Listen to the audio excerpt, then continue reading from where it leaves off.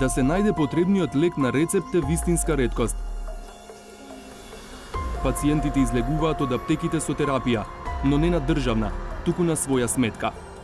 Секој со оправдање исполнета е квотата, а за пари може да се купи. Џабе рецепти, џабе све. 1600 денари ги платим на приватно.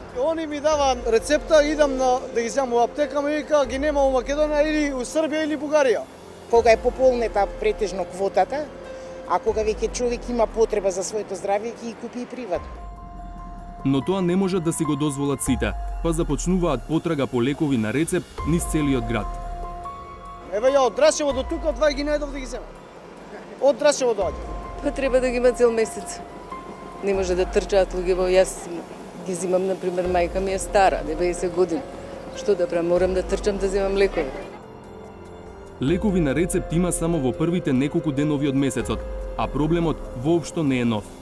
Па обично е, сега мајка ми зима пензија, 6-7 више во некои апотеки ги нема сите лекови на рецепти. Па така, иако цел живот уплаќаат во здравствениот фонд, пациентите не го добиваат она што им го ветува државата. Страдаат оние кои што во моментот им се потребни, им се неопходни тие лекови. Одговорните треба да ни кажат зашто е тоа така. Во 2006 година, фондот одвоил околу 20 милиони евра за лекови од позитивната листа, а минатата 2017 дури 45 милиони евра. Овие пари државата ги распределува во форма на квоти на околу 780 аптеки, кои имаат склучено договор со фондот. Бројот на реализирани рецепти за 10 години е зголемен во сличен сооднос како и буџетот за лекови, од 10,3 милиони рецепти во 2008 на 23 милиони во 2017 година. Што значи ова? Дека во рок од 10 години за иста популација трошиме двојно повеќе лекови, стануваме поболна нација? Мислам дека тука има длабоки системски недостатоци и проблеми. Самите спроведовме мини истражување. Направивме листа со лекови за кои пациентите се жалат дека ги нема на рецепт и тргнавме во проверка по аптеките во Скопје. Добар ден. Имам неколку лекови на рецепт што дадат, ама дали ги имате ми кажете? Кажете. Ирсофалк. Не. Фостер. Не. Спреј. Спирива. Спреј. Салофалк. Не. Заласта. За ласта од 10 само имаме моментално. А панцев антибиотик? Има едно кутевче. И синетра. Има. А зошто други ве ги немате? Ретко ги добиваме и по мала количина и се трошат од... Значи први, втори, трети тука да поминам ќе го имате. Први. Само први. Ништо. Зошто? Зашто не добивме овие? Постак немам веќе 2 месеци ги добиен од спреевите и спирива исто. А каде да ги најдам? Кога ќе ги добиете? Па можно е први да проверите.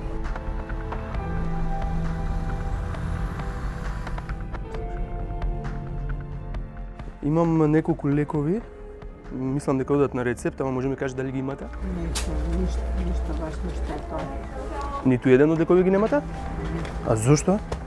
Немаме, а и квотата веќе не е при крај, така да.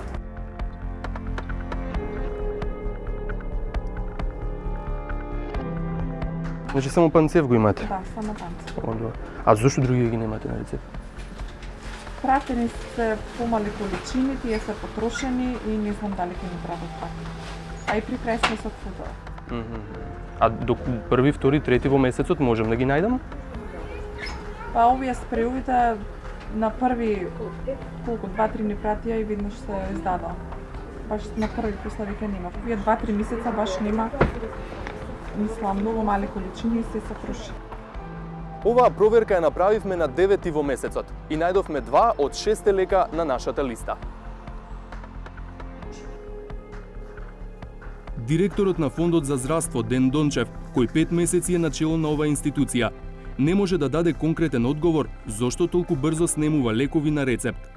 За голем проблем го смета немањето увид што и колку препишуваат матичните лекари и што и колку издаваат аптеките. Решението вели дека е во воспоставување нов електронски систем во здравството. Квотата сама по себе си е признание од фондот, од државата, дека немаме начин како да сме сигурни дека тоа што граѓаните го трошат е целосно веродостојно и затоа ќе ставиме горна граница. Во развиени земји знаете дека системот на квоти воопшто не постои, бидејќи имат целосна информатичка контрола и преглед врз издадените рецепти и потрошувачката.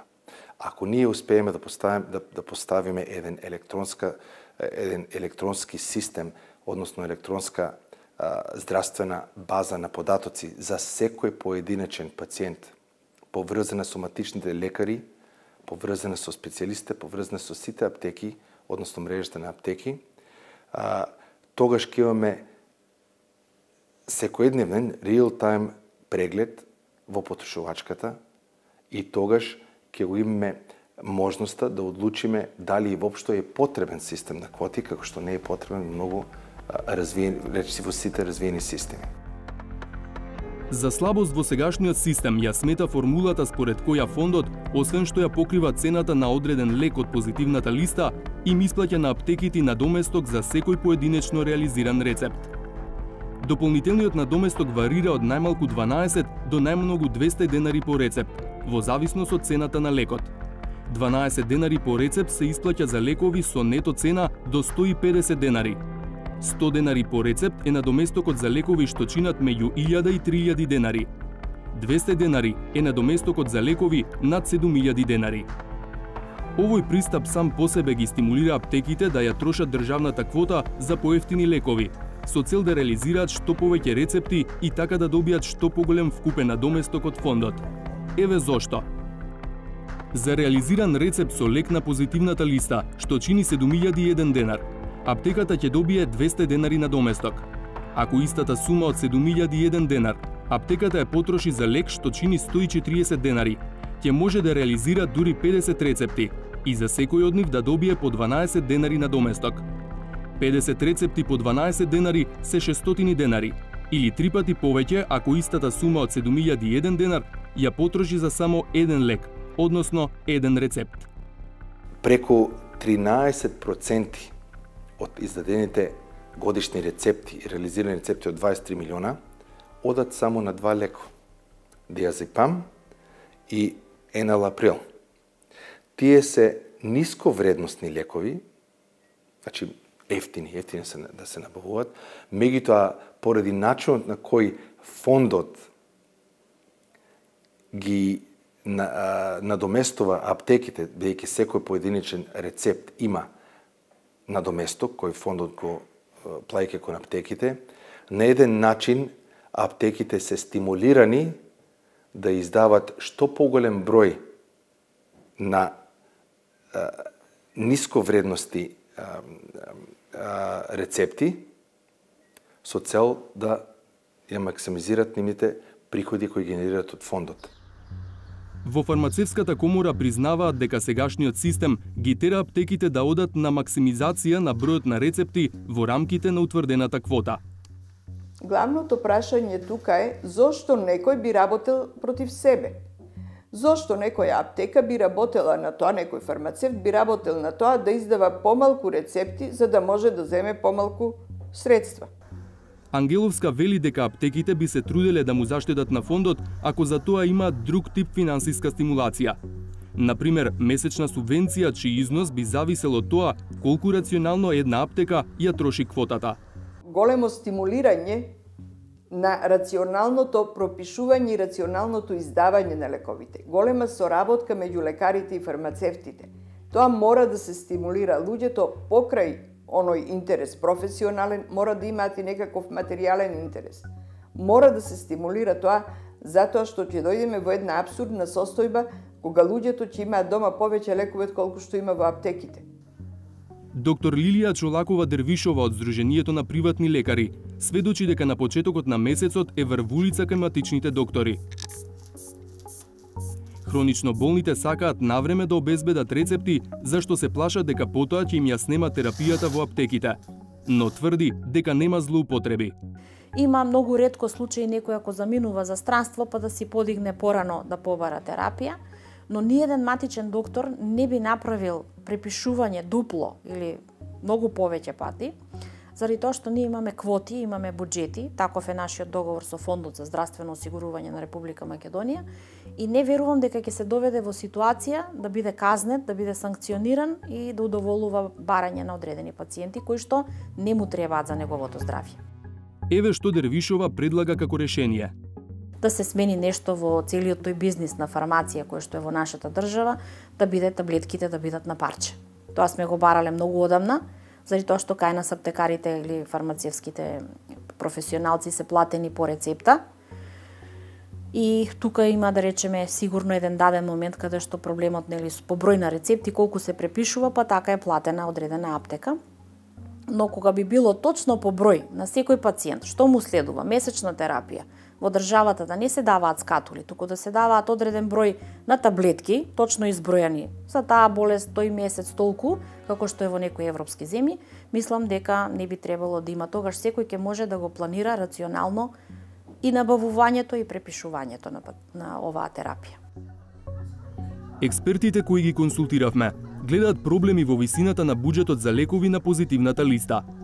Велат дека искористеноста на квотата до 80% е индикатор за тоа дека буџетот е на задоволително ниво. Но кога процентот оди над 90, како во 2015 кога се потрошени 94% од предвидениот буџет за лекови, или во 2016 кога се стигнало до 99%, тогаш тоа е аларм дека сумата треба да се зголеми. Токму ова се случи во петокот, кога фондот објави итно зголемување на квотата за март за околу 250.000 евра и на годишно ниво за околу 1.600.000 евра. Иако директорот Дончев смета дека главниот проблем не е во висината на буџетот.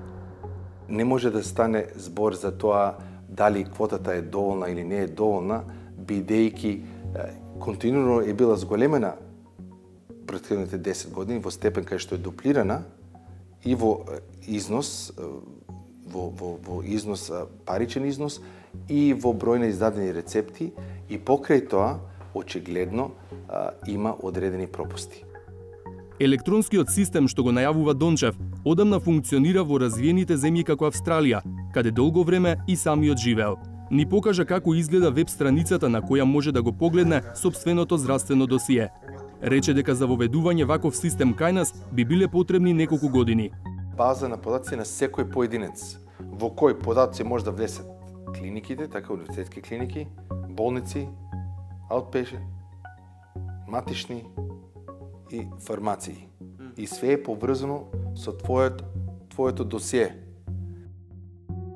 Всушност оваа реформа во Македонија започна и запре со издавањето електронски здравствени картички, кои наместо да се надоградуваат до сеопфатен електронски систем, останаа да се користат само за идентификација на пациентите пред здравствените институции, па дури ни за тоа.